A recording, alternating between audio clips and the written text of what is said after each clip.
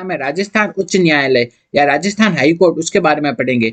तो सबसे पहले हम देखते हैं किस आर्टिकल के तहत प्रत्येक राज्य के लिए एक उच्च न्यायालय की व्यवस्था की गई है। तो वो कौन सा आर्टिकल है जिसके तहत प्रत्येक राज्य के लिए एक उच्च न्यायालय की व्यवस्था की गई है, वह है आर्टिकल 214।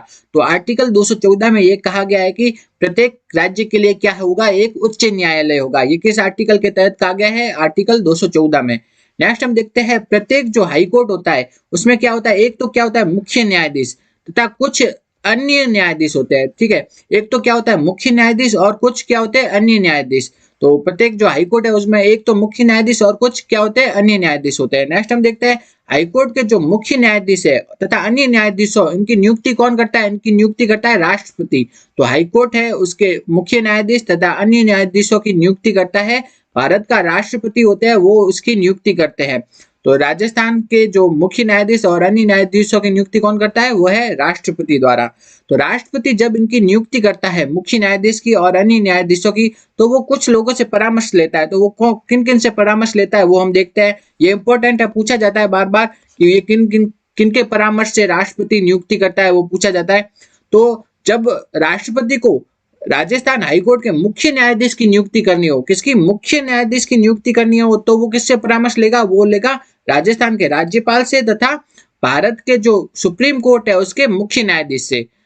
तो हमने देखा नियुक्ति तो कौन करेगा, राष्ट्रपति करेगा, लेकिन राष्ट्रपति को नियुक्ति करने के लिए वो कुछ लोगों से परामर्श लेगा। अगर उसे है ना मुख्य न्यायाधीश की नियुक्ति करनी है तो वो परामर्श किस किस से लेगा, वो है भारत क्या राजस्थान के राज्यपाल से तथा भारत के जो सुप्रीम कोर्ट है उसके मुख्य न्यायाधीश से, इन दोनों से परामर्श लेगा। लेकिन अगर उसे लेकिन राष्ट्रपति को क्या है अन्य न्यायाधीशों की नियुक्ति करनी है, क्योंकि अन्य न्यायाधीशों की नियुक्ति करनी है तो वो तीन लोगों से परामर्श लेगा। किन किन से, पहला तो क्या है राज्यपाल से, दूसरा है सुप्रीम कोर्ट के मुख्य न्यायाधीश से और तीसरा है हाई कोर्ट के मुख्य न्यायाधीश से। इन तीनों से उसे परामर्श लेता है राष्ट्रपति।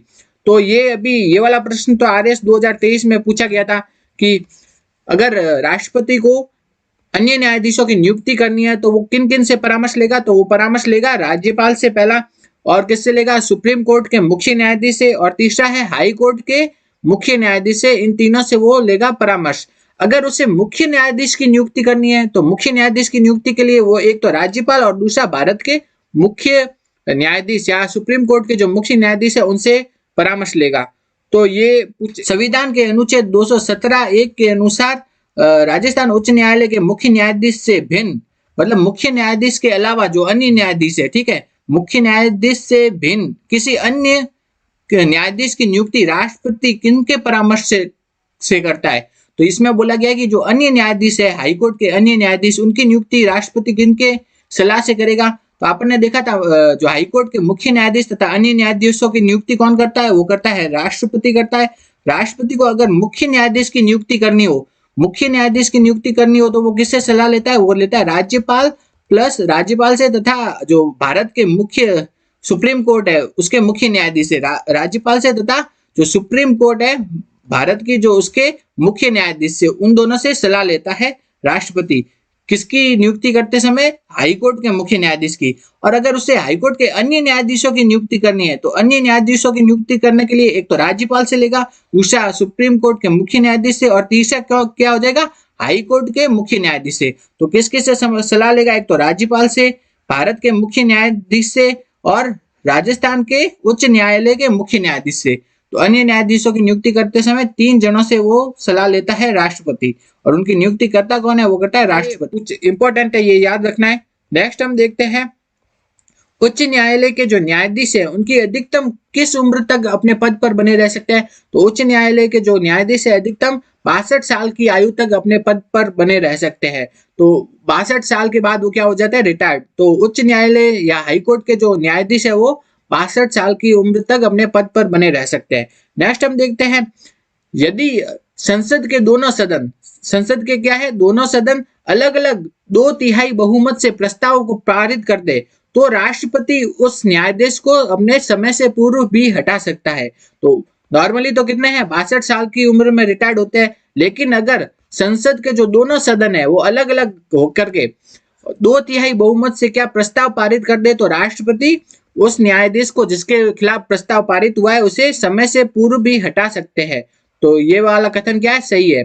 तो एक बार ये प्रश्न पूछा गया था कि है ना, उच्च न्यायालय के न्यायाधीश को किसके द्वारा अपने पद से हटाया जा सकता है, वो है महाभियोग के द्वारा। किनके द्वारा? महाभियोग के द्वारा उच्च न्यायालय के न्यायाधीश को उसके पद से हटाया जा सकता है। नेक्स्ट अब ये इंपॉर्टेंट है, पहला क्या है, उच्च न्यायालय के न्यायाधीश है, न्यायाधीशों की नियुक्ति तो कौन करता है, वो करता है राष्ट्रपति। उच्च न्यायालय है, उसके न्यायाधीश है, चाहे मुख्य न्यायाधीश हो चाहे अन्य न्यायाधीश हो, उनकी नियुक्ति राष्ट्रपति करता है। हमने अभी देखा था राष्ट्रपति किनकी सलाह पर करता है, वो है राज्यपाल और भारत के जो सुप्रीम कोर्ट के मुख्य न्यायाधीश इनकी सलाह पर उनकी नियुक्ति करता है। तो लेकिन उनकी नियुक्ति तो करता कौन है, राष्ट्रपति करता है। लेकिन आपसे ये पूछा जाए कि शपथ कौन दिलाता है, तो शपथ दिलाता है उस राज्य का राज्यपाल। ठीक है, ये दो चीजें याद रखनी है। ये पूछा भी जा चुका है एक बार कि जो हाईकोर्ट है उसके न्यायाधीशों की नियुक्ति तो करता है राष्ट्रपति करता है, लेकिन उनको शपथ दिलाने का कार्य है, शपथ दिलाने का कार्य किसके पास है, वो है राज्यपाल के पास। नियुक्ति तो करता है राष्ट्रपति और उसको शपथ दिलाने का काम है राज्यपाल के पास। नेक्स्ट हम देखते हैं उच्च न्यायालय के जो न्यायाधीश है वो अपना त्याग पत्र किसे देता है, वो अपना त्याग पत्र देते हैं राष्ट्रपति को। उच्च न्यायालय के जो न्यायाधीश है अपना त्याग पत्र किसे देते हैं, राष्ट्रपति को देते हैं। नेक्स्ट है, हम अब एक दो आर्टिकल है इनके प्रश्न पूछा जा चुका है तो उनको देख लेते हैं एक बार हम कि आर्टिकल 226 में क्या कहा गया है, हाईकोर्ट को रिट जारी करने का अधिकार दिया गया है। तो हाईकोर्ट को रिट जारी करने का अधिकार किस आर्टिकल के तहत दिया गया है, वह है आर्टिकल 226 के तहत दिया गया है। तो कोई हाईकोर्ट है वो रिट जारी करता है ना, तो उसको वो अधिकार किस आर्टिकल के तहत मिला है, वह है आर्टिकल 226। नेक्स्ट हम देखते हैं आर्टिकल 227।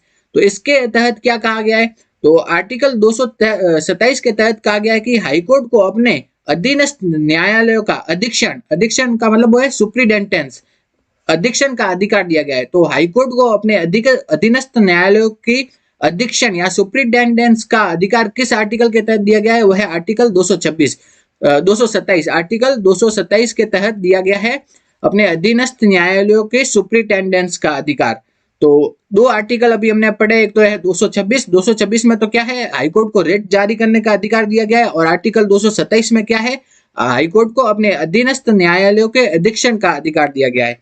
नेक्स्ट हम देखते हैं तो भारतीय संविधान के आर्टिकल 214 से 237। तो आर्टिकल 214 है, आर्टिकल 214 से लगा करके आर्टिकल जो 237 है उसमें किसके बारे में बताया गया है, उसमें बताया है राज्य की न्यायपालिका के बारे में बताया गया है। तो आर्टिकल 214 से आर्टिकल 237 तक क्या बताया गया है, राज्य की न्यायपालिका के बारे में कहा गया है, आर्टिकल 214 से 237 तक। नेक्स्ट है कि जबकि 214 से जो 231 तक है, 214 से 231 तक तो किसके बारे में कहा गया है, उच्च न्यायालय हाईकोर्ट के बारे में। जबकि जो 233 से लगा करके 237 तक है वो क्या है, अधीनस्थ न्यायालयों के बारे में कहा गया है। ठीक है, तो ये थोड़ा ये वाला प्रश्न 233 से 237 वाला आपके कॉलेज लेक्चरर वाले एग्जाम 2016 में हुआ था, उसमें पूछा जा चुका है कि अधीनस्थ न्यायालयों के बारे में कौन से आर्टिकल में कहा गया है, वह है आर्टिकल 233 से लगा करके 237 के बीच में। और जबकि उच्च न्यायालय के बारे में कौन से आर्टिकलों में बताया गया है, वह 214 से लगा करके 231 तक के आर्टिकल है, उनके बारे में उच्च न्यायालय के बारे में कहा गया है। तो ये याद रखना है। तो उच्च न्यायालय के बारे में तो 214 से 231 और अधीनस्थ न्यायालयों के बारे में 233 से 237 के बीच में कहा गया है।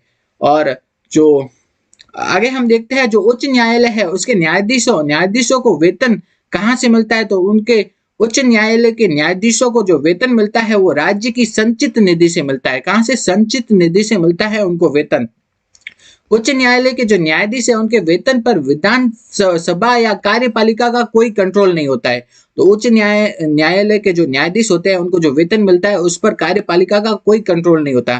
कंट्रोल नहीं होता तभी तो वो निष्पक्ष रूप से फैसले कर पाते हैं। नेक्स्ट हम देखते हैं राजस्थान का उच्च न्यायालय। अब हम राजस्थान का उच्च न्यायालय है उसका स्थापना कब हुई वो देखते हैं और उसके बारे में देखते हैं। तो सबसे पहले हम देखते हैं राजस्थान जो उच्च न्यायालय का उद्घाटन कब किया गया, तो ये पूछा जाता है राजस्थान उच्च न्यायालय का उद्घाटन हुआ 29 अगस्त 1949 को। राजस्थान के उच्च न्यायालय का उद्घाटन हुआ 29 अगस्त 1949 को हुआ। उस टाइम ये उद्घाटन कहाँ पे हुआ था, जयपुर में हुआ था। तो राजस्थान के उच्च न्यायालय का उद्घाटन हुआ 29 अगस्त 1949 को जयपुर में हुआ, और इसका उद्घाटन किया था उस टाइम के जो राज प्रमुख थे, कौन, सवाई मानसिंह, उन्होंने किया था। तो राजस्थान के उच्च न्यायालय का उद्घाटन हुआ 29 अगस्त 1949 को हुआ, जयपुर में हुआ, और उस टाइम के राज प्रमुख सवाई मानसिंह ने यह उद्घाटन किया था। तो पहले तो कहा था, जयपुर में था, लेकिन बाद में जयपुर से जोधपुर स्थानांतरित कर दिया गया। तो वो स्थानांतरित किस समिति की सिफारिश के आधार पर किया गया? तो वो समिति कौन सी है? वह सत्यनारायण राव समिति की सिफारिश के आधार पर। तो यही है, किस समिति की सिफारिश के आधार पर उच्च न्यायालय को जयपुर से जोधपुर स्थानांतरित कर दिया गया? वह है सत्यनारायण समिति की सिफारिश के आधार पर। वो कब समिति है? 1958 में। तो राजस्थान हाईकोर्ट को जयपुर से जोधपुर स्थानांतरित किया गया सत्यनारायण राव समिति की सिफारिश के आधार पर। कब स्थानांतरित किया गया? वो किया गया 1958 में। नेक्स्ट हम देखते हैं, जब 29 अगस्त 1949 को जब राजस्थान के हाईकोर्ट का उद्घाटन हुआ, तो राजस्थान के पहले मुख्य न्यायाधीश की शपथ किन्होंने ली? तो राजस्थान के जो पहले मुख्य न्यायाधीश बने थे वो बने थे कमलकांत वर्मा। तो राजस्थान के पहले मुख्य न्यायाधीश कौन बने थे? वो बने थे कमलकांत वर्मा। तो राजस्थान के पहले मुख्य न्यायाधीश याद रखना है, कौन है? कमलकांत वर्मा। नेक्स्ट हम देखते हैं, जब 29 अगस्त 1949 को मुख्य न्यायाधीश जो कि थे कमलकांत वर्मा, उन्होंने शपथ ली थी, तो उनके साथ साथ 11 अन्य न्यायाधीशों ने भी शपथ ली थी। तो 11 अन्य न्यायाधीशों ने और मुख्य न्यायाधीश, इन्होंने शपथ ली थी 29 अगस्त 1949 को। तो ये अन्य न्यायाधीशों वाला प्रश्न भी आपके पूछा जाता है। तो अन्य न्यायाधीशों में आपसे क्या पूछा जाता है? न्यायाधीश का नाम दे देते हैं और उनका संबंध कहां से है वो पूछते हैं, मैच कराने का प्रश्न पूछते हैं। तो इनको देख लेते हैं। सबसे पहले हम देखते हैं के शर्मा। के शर्मा का संबंध कहां से था? वो था भरतपुर से। के शर्मा कहां से संबंधित है? भरतपुर से। श्यामचंद गुप्ता का संबंध था कोटा से। आनंद नारायण कोल, इनका संबंध था अलवर से। त्रिलोचन दत्त, इनका संबंध था बीकानेर से। लाला नवल किशोर तथा कुंवर अमर सिंह जसोल, इन दोनों का संबंध था जोधपुर से। लाला नवल किशोर तथा कुंवर अमर सिंह, इन दोनों का संबंध था जोधपुर से। नेक्स्ट हम देखते हैं, कंवर लाल बापना तथा मोहम्मद इब्राहिम, इन दोनों का संबंध था जयपुर से। जवान सिंह राणावत तथा शार्दुल सिंह मेहता, इन दोनों का संबंध था उदयपुर से। नेक्स्ट है दुर्गा शंकर दवे का संबंध था बूंदी से। तो एक तो कौन थे? मुख्य न्यायाधीश जो कि कौन थे? कमलकांत वर्मा। उनके अलावा 11 अन्य न्यायाधीशों ने शपथ ली थी 29 अगस्त 1949 को। तो अन्य न्यायाधीशों का जो प्रश्न पूछा जाता है वो पूछते हैं कि उनका संबंध किससे था, कौन से स्थान से था, तो वो पूछा जाता है। तो इसको वापस देख लेते हैं। के शर्मा का संबंध था भरतपुर से। श्यामचंद गुप्ता का था कोटा से। आनंद नारायण कोल का था अलवर से। त्रिलोचन दत्त का संबंध था बीकानेर से। लाला नवल किशोर तथा कुंवर अमर सिंह, इन दोनों का संबंध था जोधपुर से। कंवरलाल बापना तथा मोहम्मद इब्राहिम का संबंध था जयपुर से। जवान सिंह राणावत तथा शार्दुल सिंह मेहता, इनका संबंध था उदयपुर से। दुर्गा शंकर दवे, इनका संबंध था बूंदी से। तो ये हमने देख लिया क्या है, जो अन्य न्यायाधीशों ने शपथ ली थी 29 अगस्त 1949 को। नेक्स्ट हम देखते हैं सत्यनारायण राव समिति जो कि 1958 में आई, उसकी सिफारिश के आधार पर राजस्थान हाईकोर्ट को जयपुर से कहां स्थानांतरित कर दिया? जोधपुर में स्थानांतरित कर दिया। तो उस टाइम फिर जयपुर में क्या हुई पीठ, जो राजस्थान हाईकोर्ट की उस टाइम पीठ समाप्त हो गई जयपुर में, तो वो स्थानांतरित कहां हो गई? जोधपुर में हो गई। तो फिर वापस क्या है 1976 में, कब? 1976 में राजस्थान हाईकोर्ट की स्थायी पीठ या बेंच का जो स्थापना जयपुर में करने का आदेश दिया गया। तो वो आदेश किन्होंने दिया? राष्ट्रपति ने दिया, और ये आदेश दिया गया 1976 को, 8 दिसंबर 1976 को। तो क्या है, राजस्थान हाईकोर्ट की जो स्थायी पीठ है उसकी स्थापना जयपुर में करने का आदेश राष्ट्रपति ने कब दिया? वो दिया 1976, तारीख पूछ ले तो 8 दिसंबर 1976 को राष्ट्रपति ने यह आदेश दिया कि राजस्थान हाईकोर्ट की स्थायी पीठ की स्थापना जयपुर में भी की जाए। तो यह आदेश दिया 8 दिसंबर 1976 को। नेक्स्ट हम देखते हैं, इस आदेश के तहत जयपुर में जो खंडपीठ यानी बेंच, उसकी स्थापना कब हुई? तो राजस्थान हाईकोर्ट की जो बेंच है उसकी स्थापना जयपुर में कब हुई? उस आदेश के तहत वह 31 जनवरी 1977 को स्थापना हुई, जबकि आदेश दिया गया 8 दिसंबर 1976 को। राष्ट्रपति का आदेश तो कब आया? 8 दिसंबर 1976 को। उस आदेश के तहत जो स्थापना हुई वो हो पाई 31 जनवरी 1977 को। नेक्स्ट हम देखते हैं कि राजस्थान हाईकोर्ट में न्यायाधीशों की जो स्वीकृत संख्या है वो कितनी है, वो है 50 न्यायाधीश। तो राजस्थान हाईकोर्ट में जो न्यायाधीश है उनकी स्वीकृत संख्या कितनी मानी गई है, वो है 50 न्यायाधीश माने गए हैं राजस्थान हाईकोर्ट में। तो स्वीकृत संख्या कितनी है, 50। नेक्स्ट हम देखते हैं राजस्थान हाईकोर्ट की जो मुख्य पीठ है, मुख्य ब्रांच तो कहाँ है, जोधपुर में, और उसके अलावा उसकी खंड पीठ है या उसकी बेंच कहाँ पे स्थित है, वो है जयपुर में स्थित है। नेक्स्ट एक बार ये प्रश्न पूछा गया था, ये याद रख लेना, राजस्थान उच्च न्यायालय के नियम 1952, इसे इंग्लिश में क्या बोलते हैं, Rajasthan high court of judicature rule 1952, Rajasthan high court of judicature rule 1952 या राजस्थान उच्च न्यायालय के नियम 1952, ये कब लागू हुआ, ये लागू हुआ 1 अक्टूबर 1952 को। ये कब लागू हुआ, 1 अक्टूबर 1952 को। नेक्स्ट देखते हैं वर्तमान में राजस्थान के मुख्य न्यायाधीश कौन है, वह है मनिंद्र मोहन श्रीवास्तव। ये क्या है, कार्यवाहक, अभी कार्यवाहक मुख्य न्यायाधीश है।